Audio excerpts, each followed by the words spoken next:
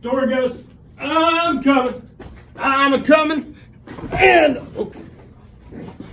all right. Okay, who took my coffee?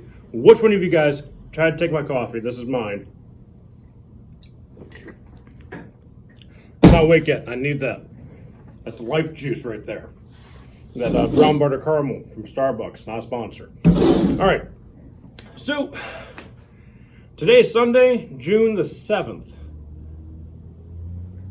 We got that out of the way. Good.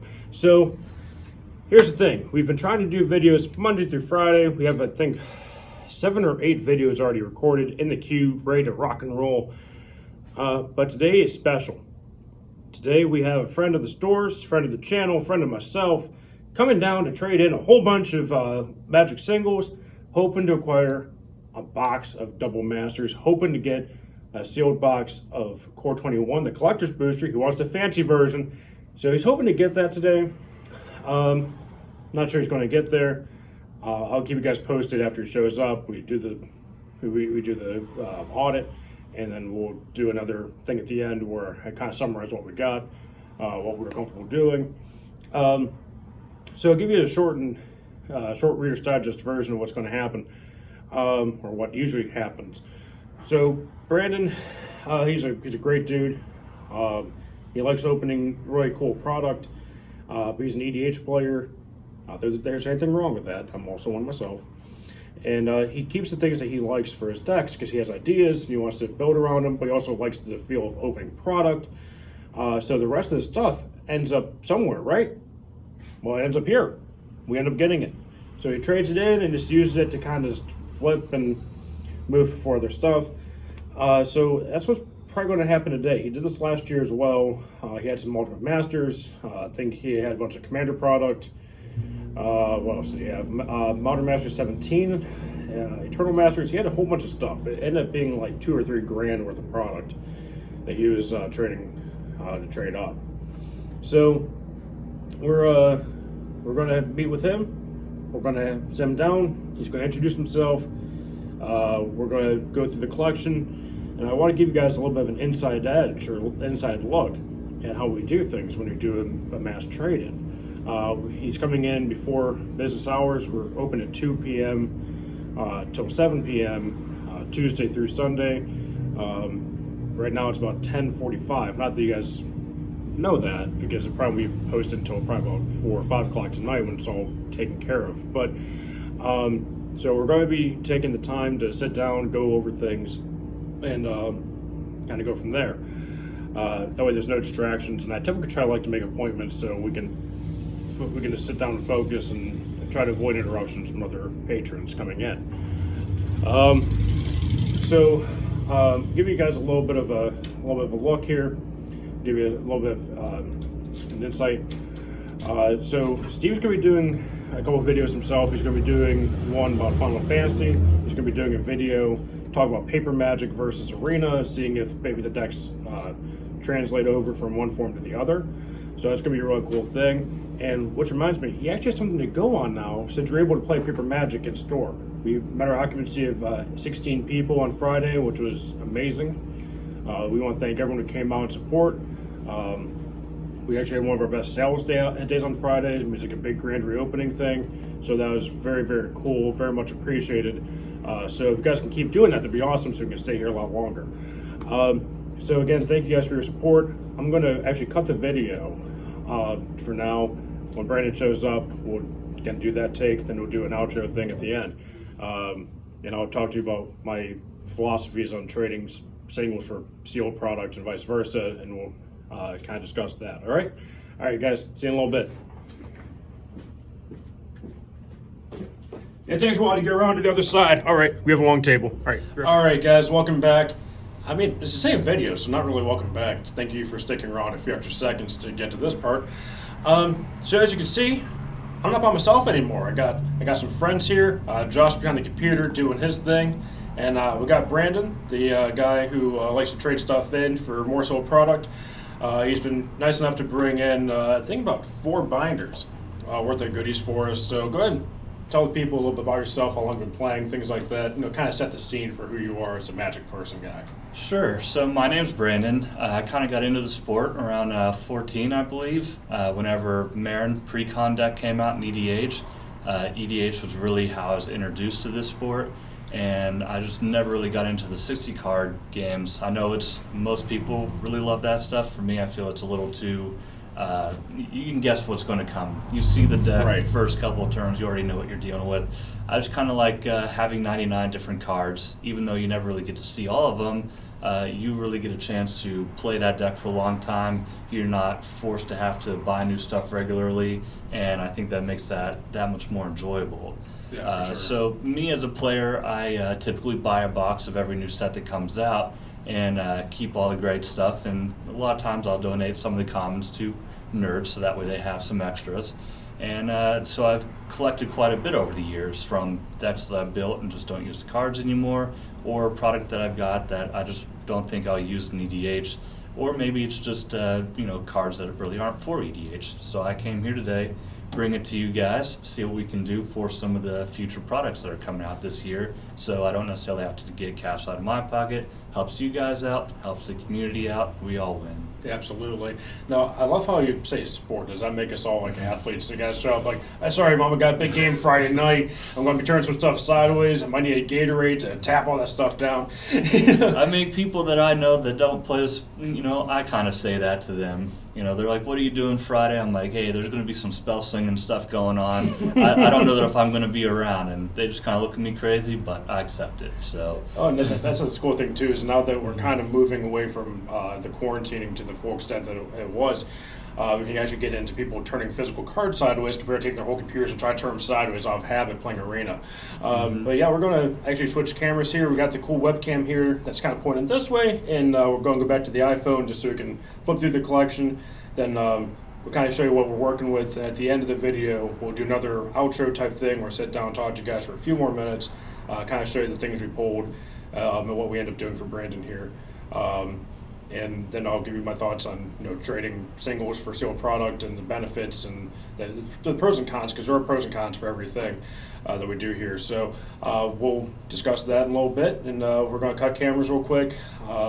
So go ahead and cut that one, and we'll jump into this one over here. Welcome back again.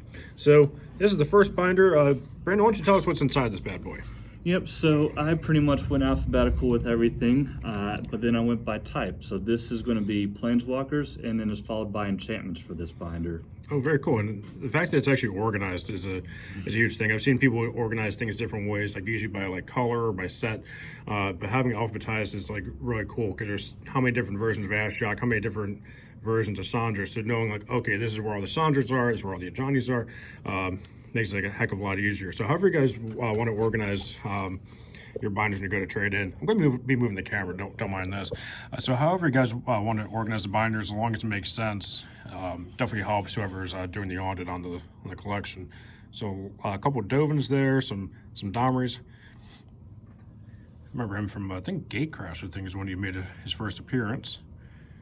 Oh god, how many people got their pockets completely destroyed by Gatecrash. Oh, nice. Karn Liberated from Modern Masters. Is that the first Modern? No, second Modern Masters. MM2. Karn, the Great Creator. Fiora. Oops, there's a blow big glare on Liliana. Let me try adjusting the camera. That didn't work.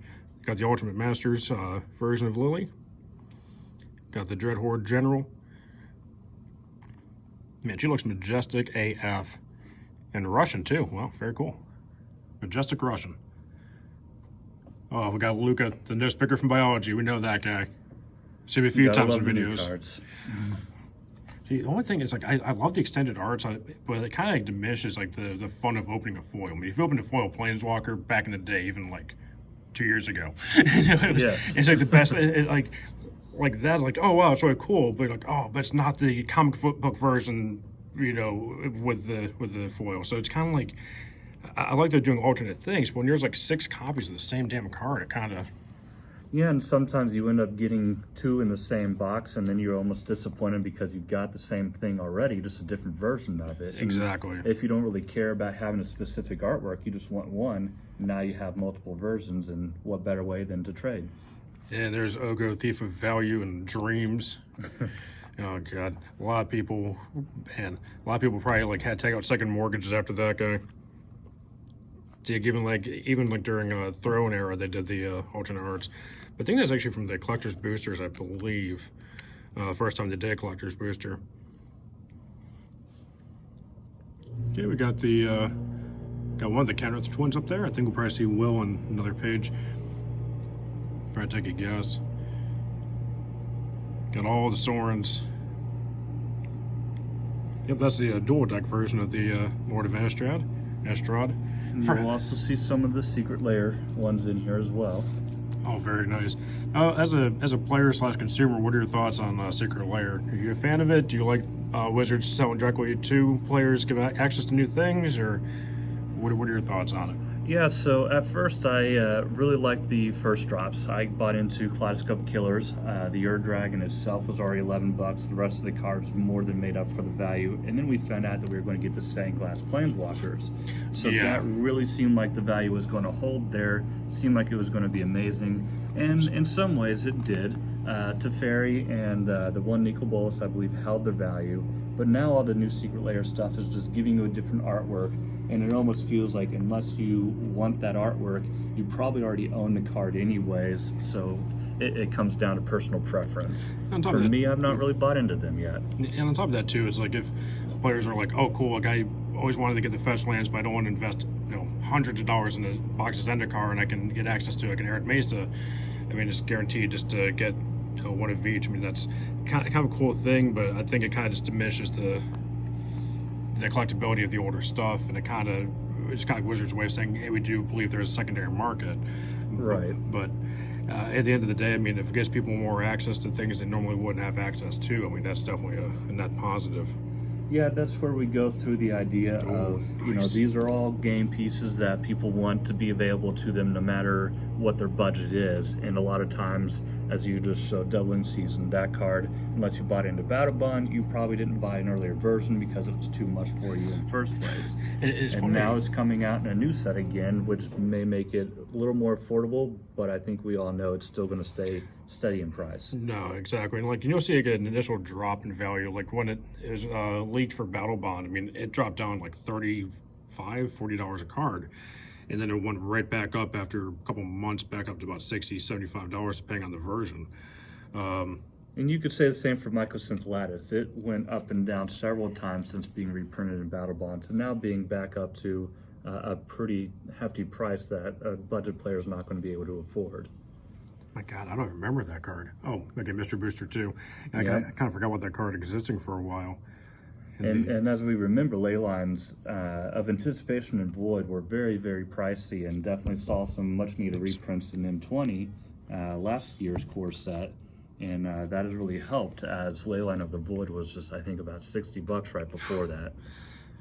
Absolutely, and that's what I'm really excited about for Core 21. We're actually doing a video doing a spoiler season on that and Double Masters, and that's one thing I was going to say too, is you see cards like Grim Tutor that was only printed in Starter 1999, that's sitting around $225. I just kind of wonder what the value is of the Core 21. I mean, I think the older one's still going to hold value around $200 because it was just such a low print run, and it was the first time it was printed. They had the kind of the older style border, like this Oversold Cemetery, for example, from Nemesis. Sorry, Onslaught. What the hell am I talking about? I pretend I'm professional. But that's another great card that has not seen reprint, that still holds great value and is still a great staple in mono black decks to be able to be used. And you're obviously going to be sacking creatures and want to bring them back. Oversold Cemetery can really help you get something back nicely. So there's obviously a lot of really cool things. Like a lot of these cards, like Ristic Study is always going to hold value. I mean, I mentioned in a previous video that Ristic Study plus the new Teamer enchantment from Ikoria, I mean, that's just absolute value city.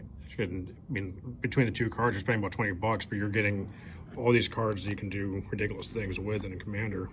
And they'll basically be used in any deck that you have those colors in anyways. Yeah. Oops, Sharknado, excited art, very cool. And a couple pages back, I wasn't going to interrupt, but I saw the Ugin of the Spirit Dragon. He's just the Spirit Dragon. With him getting reprinted, I kind of wonder what's going to happen to the value. But again, that was the first printing. Figure Forge wasn't a heavily open set, especially compared to cons, because they're usually getting drafted together.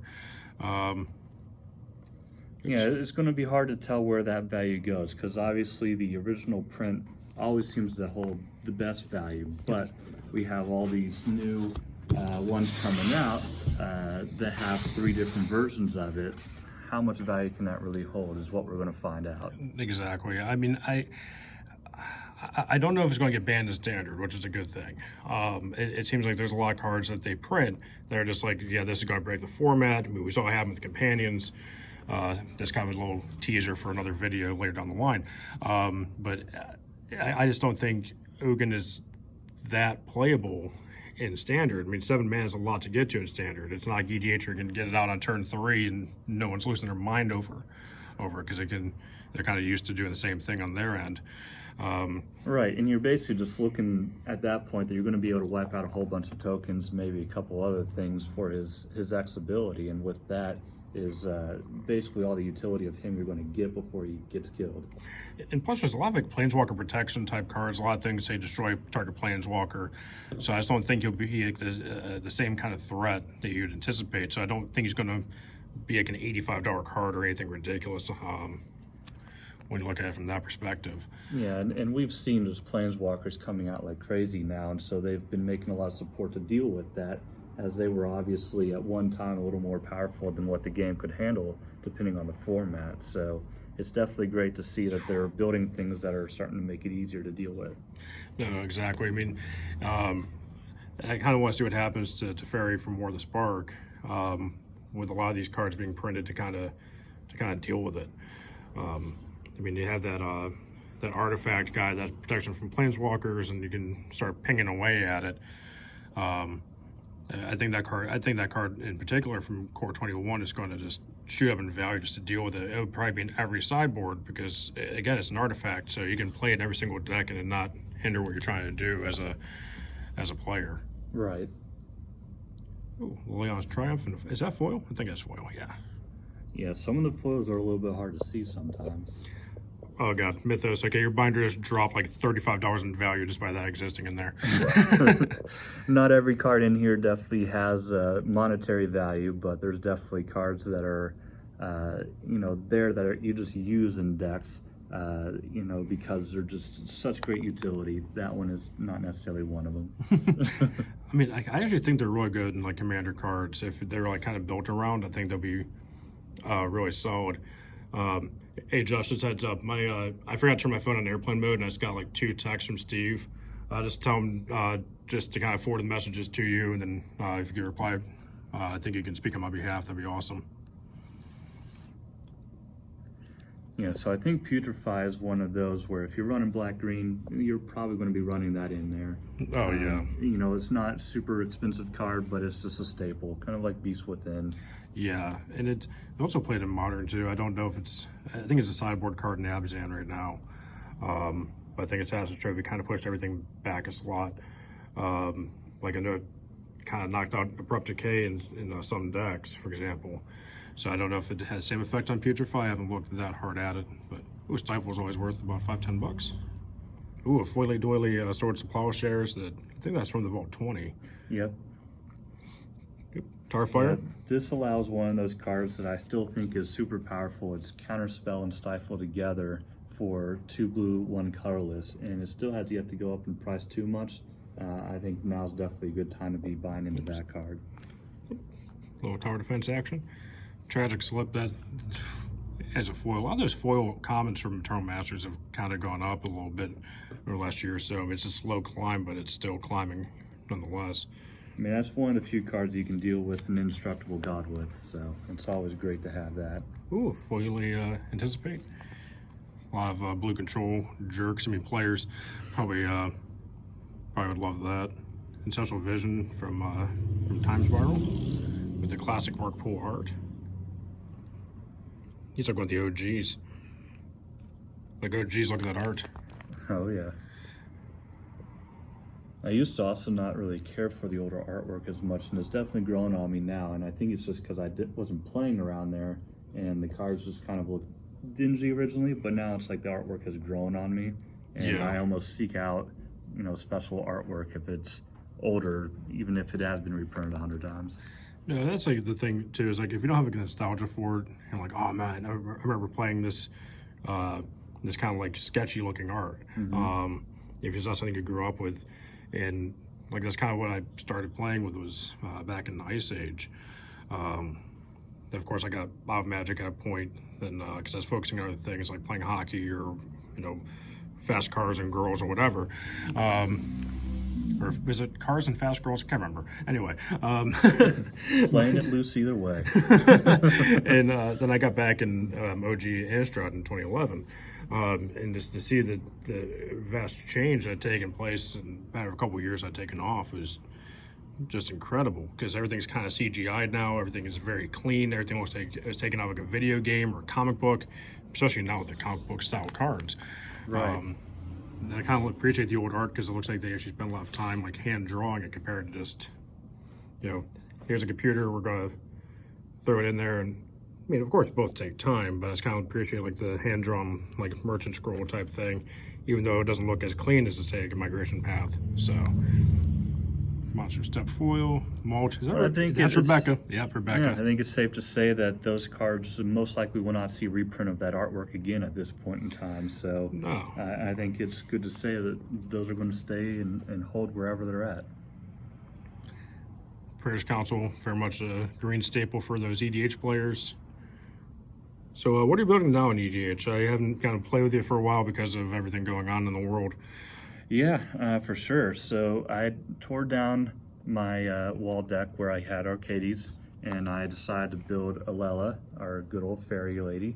Loves enchantments and artifacts. Pretty much had like 90% of that already during quarantine, so I just put it together, and that deck is just broken as is, I think.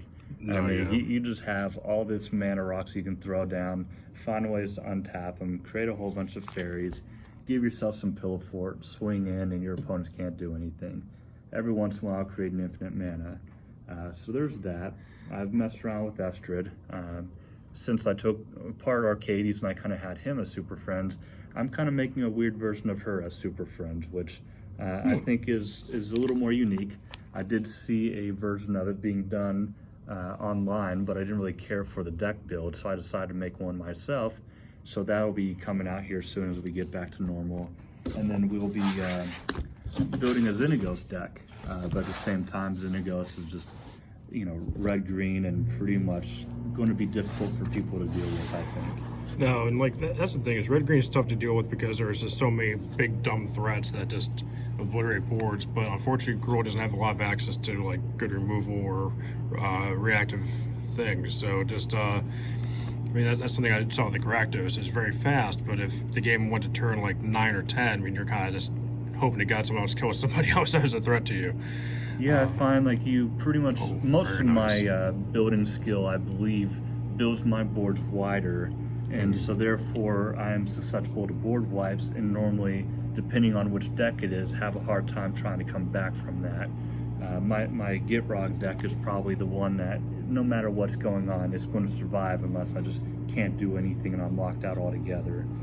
But for the most part, we only have one player at the store that really plays that manner, so I normally get free reign of what I want to do to a point. Right. And that's really what I think makes the game that much enjoyable too. The idea is not so much to frustrate your friends as it is to be able to get out and have a good time. And so I think that's where we get back and forth on what is too powerful, what's acceptable within a group, and how do we have fun building our decks without pissing our friends off. Exactly. Exactly. And that's kind of like the balance too, is because I think when we were first playing, I think I was kind of like the jerk at the table who had playing Leovold that shot off magic on turn 2 or 3, and it was like, okay guys, we're going to windfall every single turn, and I'm going to have fun. You guys are going to watch me have fun. And then got to a point where it wasn't fun for anybody, because even I was kind of like, well, I kind of hate myself for being that guy. Or have like the turn 1 or turn 2 Narset deck, and it's like, what's the point? If you, it's not like that, like I'm bearing everyone else, but if your deck's pretty much a guaranteed win, it just kind of, or just guaranteed to piss everyone off. They're not really, you know, having a lot of fun with it. So like I've been building things like Seder Tribal, like the green red guy from shoot, what's Theros, I think it was Theros. Yeah. Thank you, Josh, for confirming my lack of inaccuracy there. It's just like, again, Gorilla doesn't have a lot of answers, especially when I'm doing low to the ground, like 2/2 satyrs. I get slightly bigger from having satyrs.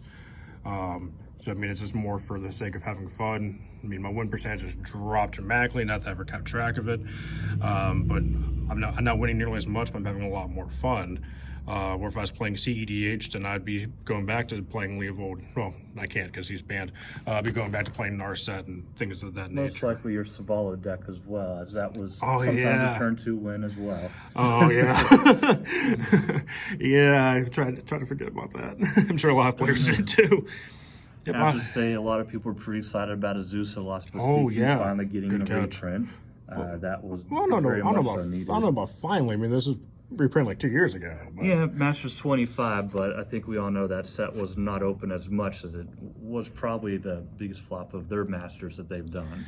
I mean, well, people can argue iconic, but that's also went way back up in the last several years, though, too. I mean, at that point, it dropped to, what, $120 a box, and people were just losing their ass on it, and it just shot way back up. So it's kind of stabilizing. And when you have cards like Avison going from $15 at release all the way up to $50, $55 now, the EV of the box goes up. Right. I think it kind of pushed the what's it called there? Kind of pushes the value overall of the boxes of the set. Oh, and there's a nice Space Godzilla. He does not have the Corona, so we're good. No, we will run into him later. Oh gosh. Surprised you didn't sell it when it's like $100 or 200, whatever it was. All the crazy people were losing their minds over it. It'll still hold some value, but its playability is really still not amazing. I mean, plus too is like a lot of. I mean, you've opened the collector's boxes of Ikoria. I mean, you probably saw at least 1 or 2 per box of that because it was printed on common. That's what people kind of forget about it. Is that it was printed on common. It didn't, so it wasn't exactly hard to come by, and there wasn't going to be a reprint with an amended name. So it just kind of, wherever it ended up, It's probably going to drop down to about 10, 15, maybe $5-10 rather, at a point. I mean, it's already down to 30, and it just dropped like 90% value. Yeah, it's definitely losing its luster. I mean, at the end of the day, we're buying it because it says Corona. Exactly. And I think at a point, people are just not going to have any interest anymore when this whole thing blows over, and they kind of forget about it. And I'm afraid that people are not going to remember that this happened, and people are getting into the game not aware of the history, are going to make the same mistake with another card in the future, which I really hope doesn't happen, because things like that actually push people out of Magic and out of playing these games, because they feel like they completely lost their investment. Yeah, and that's where whenever you're buying into stuff for collection purposes, you have to kind of think to yourself, are you buying this for you, or are you buying this to sell later? Exactly. So a lot of people have been asking, hey, what do I do with these cards? I bought how many of them for $150 a piece? They've dropped. What do I do? Honestly, cut your losses. Yeah, I mean, it's hard to tell, but in this, you have to believe that it's eventually going to be reprinted anyways, or you're just going to learn as the card has been out long enough what its true playability is, and is there actually ever going to be anything to bring it back up in value? And for the most part, the answer is no, without some kind of rule changes. Let's see. A couple comments there from the Masters 2. Oh, nice. God Eternal Kefnet. Yeah, he's another one that was up there in price, but has definitely gotten more reasonable these days. I kind of forgot that these were mythics in War of the Spark, because when I think of War, I constantly think about the Planeswalkers that they printed in every single pack. Yeah, and these were, the first gods to not be indestructible. They just end up third from the top of your deck in EDH. That's very nice to have that playability again. Especially since you can't run 4 of those in a deck. No, exactly. And even the standard, probably running like 2 or 3 of them because they have legendary printed on it. But I mean, just basically having a pseudo tutor or tutor ability in it. It's kind of cool. Oh, there's a giant cat guy. That's pretty cool. Yeah, so we're definitely seeing some really cool things we'd definitely be interested in. Like I said a little bit earlier in this thing, for you guys still with us, we're going to do an outro where we show all the cards that we end up taking from Brandon. I mean, don't tell him I'm saying this, but we'll probably just take the binder, smack what's on the head, and take all the cards, and then move his body outside, or no one can find him. I'm joking. We don't do that here. Not premeditated. I definitely can't do it. Just to kind of point out, Oh, yeah. Karthus, he was just reprinted in the mystery booster and as a foil only, and somehow that's right, the too. non-foil version is still worth more than the foil of the mystery booster, and I think that'll eventually change. Definitely a possibility. I mean, because mystery boosters are still kind of prevalent at this point. WPN stores are getting, I don't say second run, but kind of a second run in a way. I forgot how many we're getting. I think it's like 18 boxes worth we're going to be getting in. So, and I think over time we'll shoot up in value. But like we said earlier, the OGs are always going to, not always, but are usually going to hold up unless the new age art's that much better or whatever. But since they redid the exact same order art, oops, there's a lot of glare on Marazek there.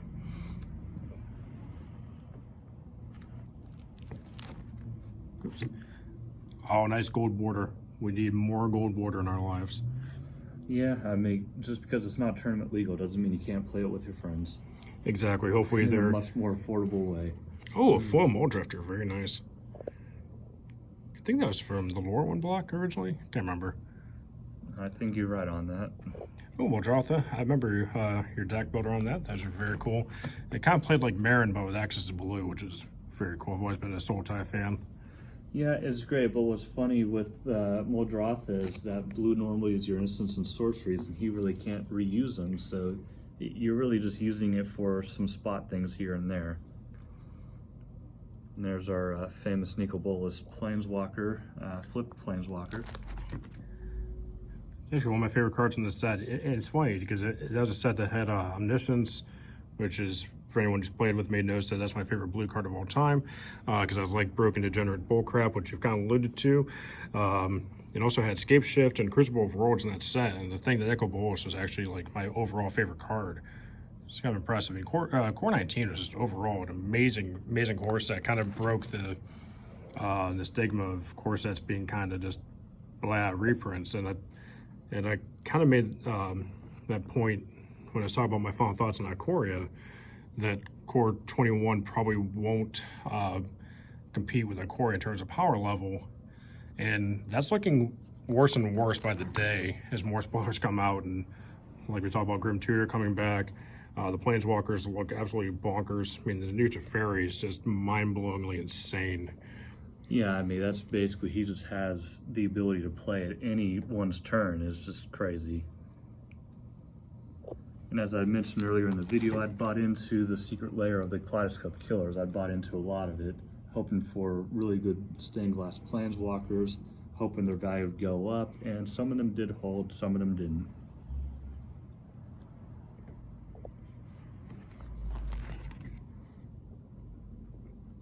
Ooh, Drooling Gremlins like it.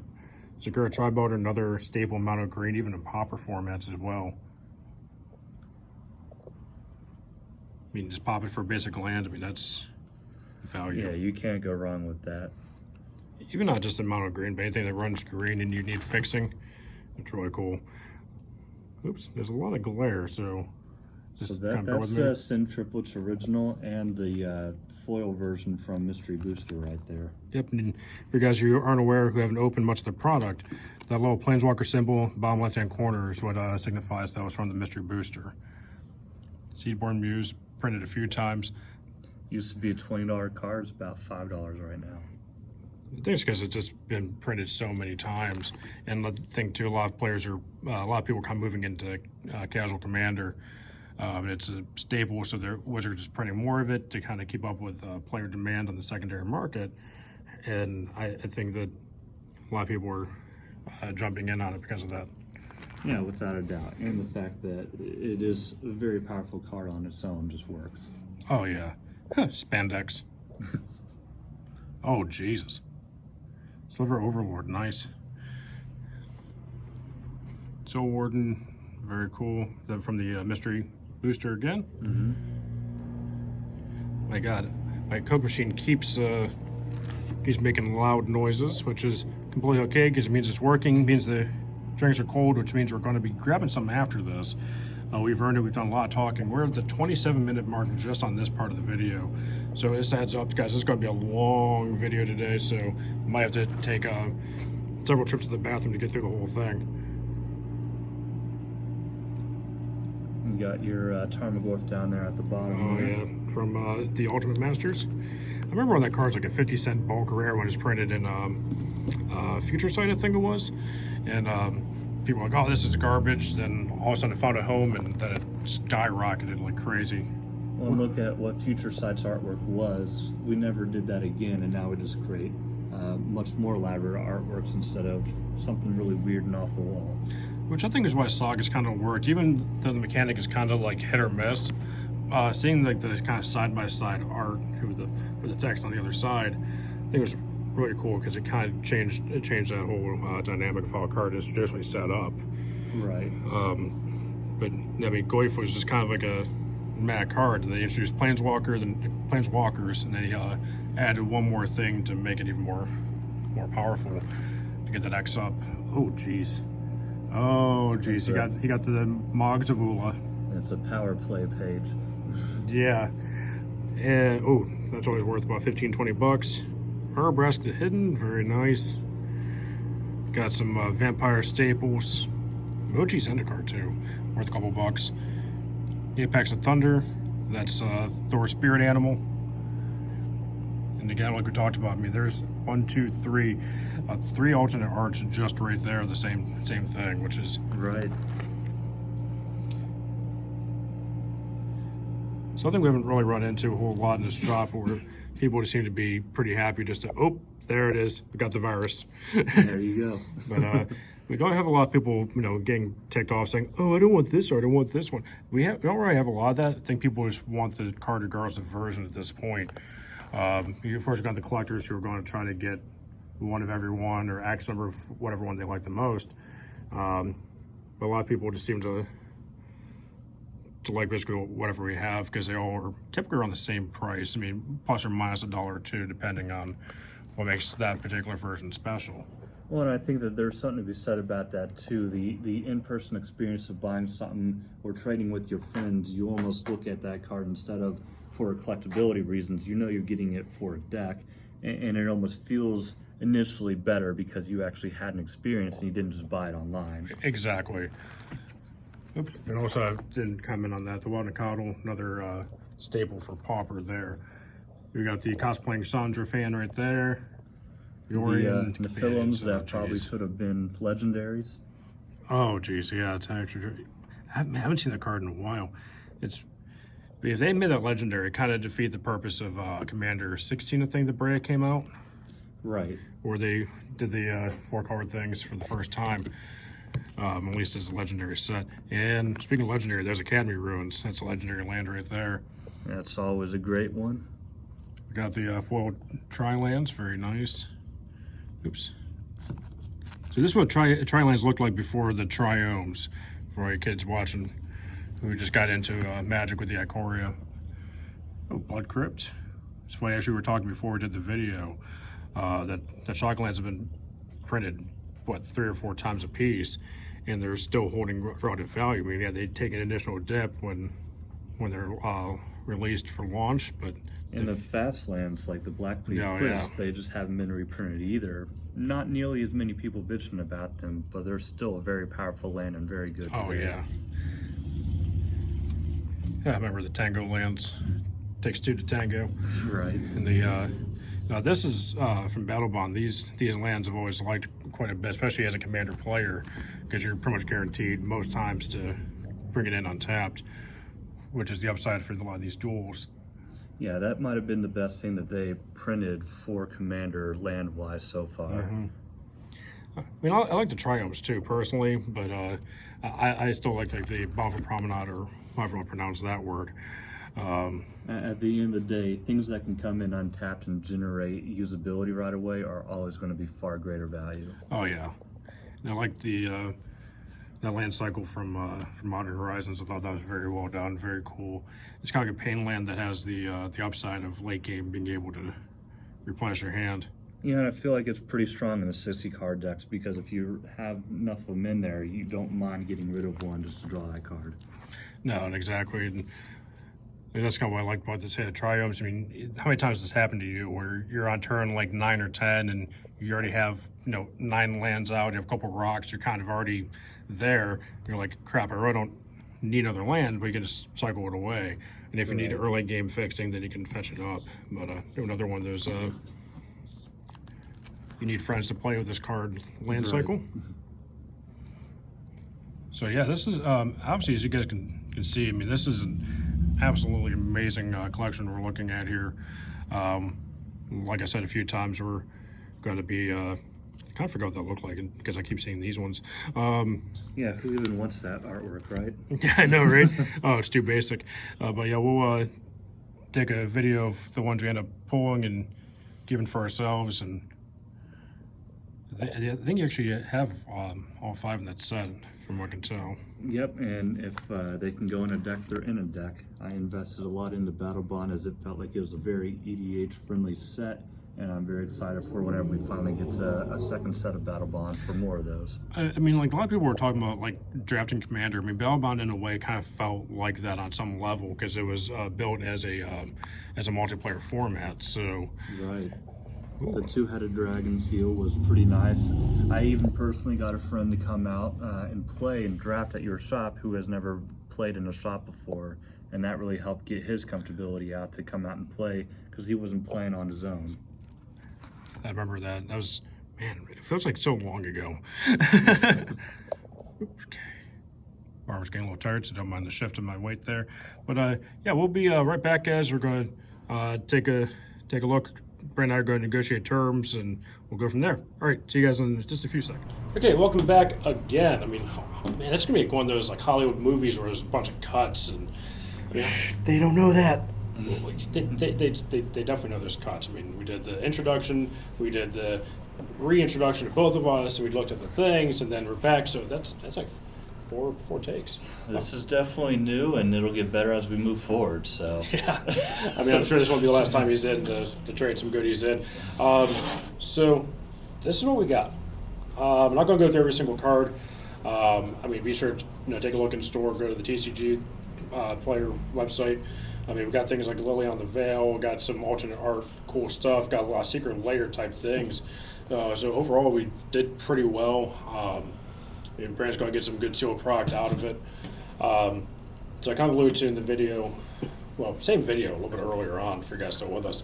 I typically don't do a lot of like singles for sealed, because the market on a single product is so volatile, and they can announce a reprint tomorrow, especially with the secret layer stuff coming out. I mean, like, you'd be like, oh, cool, this card here, like, let me see if I can find it in this file. We grabbed this Ulamog, the Ceaseless Hunger, which is sitting around like $43 right now. But yeah, they if they announce that for Spoiler and Double Masters tomorrow, the price could change just like that. So there's always some risk in what goes on here, even from the guy trading it in. Right. So, I mean, if they announce that there's not going to be a reprint of it for a long time, then it gets shipped to $50, $60. So I got distracted by Josh sent me a note. He said something about opening something legendary. I mean, these bunches are pretty legendary. But no, so there's a little bit of risk involved. I mean, we both communicated that. We've done this several times, like I said. I mean, we were both very happy with the deal. Again, good friend of the store, so he understands how the economics work on both sides. As you can tell, he's very well educated in the game, despite being a somewhat newer player getting in on this. But yeah, I think that's pretty much all we got. If you guys have stuck around this long, I appreciate it. Thank you for liking, commenting, and subscribing. We opened something legendary. He opened 4 binders worth of good stuff. He's hoping to open some cool legendary stuff of his own when the product comes in. Hopefully we'll do a box opening on camera whenever we do that just to kind of That'd show, be hey, awesome. what kind of product did I get out of that? Exactly. And if you haven't been to the new store, seen the new setup yet, come on down, check it out. It looks great. Yep. So we did not pay him to say that. They did you not. heard the check that we wrote him out over there. Believe me, I was the first to complain about the basement. Don't tell Steve. Oh, well, he probably watches the first 5 minutes, says, looks great, and then moves on. There we And that's go. what I'm going to do with his video that he's doing right now downstairs. I mean, we watch all of our videos together. We have viewing parties just for that. All right. We'll see you next time, guys. Thanks again. Thank you.